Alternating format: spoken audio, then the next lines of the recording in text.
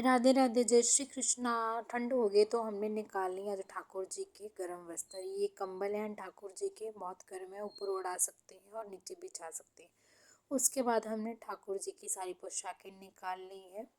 पोशाकें हम सेट बना के रखते हैं क्योंकि 3 ठाकुर जी हैं घर पे, तो तीनों की पोशाक एक ही जगह रख देते हैं एक पोशाक में डाल के, ताकि पोशाक इधर उधर ना हो। और जब सेवा में लेनी होती है तो एकदम से हम तीनों पोशाकें हमें मिल जाएं। तो इसी प्रकार से मैंने सारी पोशाकें एक ही पोशाक के अंदर डाल के रख देती हूँ। सारी पोशाकें हमने यहाँ पे आज निकाल ली हैं। कल इन पोशाकों को धोएंगे क्योंकि ठंड बहुत ज़्यादा हो गई है, तो ठाकुर जी को भी ठंडी अब लग रही होगी।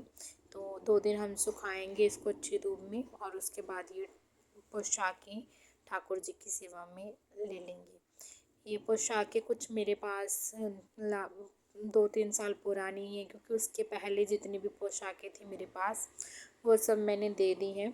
आपके पास भी यदि कोई ऐसी पोशाक हो गर्मी की या सर्दी की जो आप सेवा में नहीं लेते हैं, तो आप वो किसी को दे सकते हैं।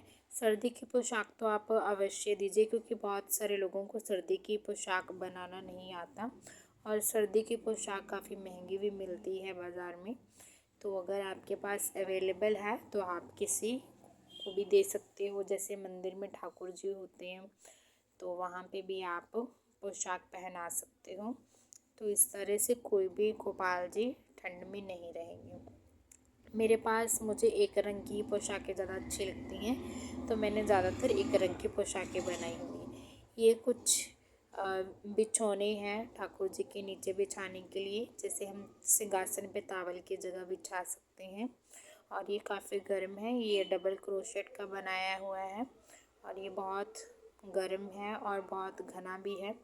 इसके बाद ये छोटे ठाकुर जी की हमारी कुछ पोशाकें जो सेट में नहीं थी वो अलग से हैं, और ये भी हम मिला के रख देंगे, जब धोएंगे तो उन्हीं में ऐड कर देंगे। ये ठाकुर जी की कैप्स हैं, ये भी मैं इसी तरह संभाल के रखती हूँ, एक में 2-2 लगा देती हूँ ताकि चीज़ें इधर उधर ना हो। कोई भी जब हमें ज़रूरत हो तो हमें ज़्यादा ढूंढना ना पड़े, लेकिन फिर भी कई बारी चीज़ें इधर उधर हो जाती हैं।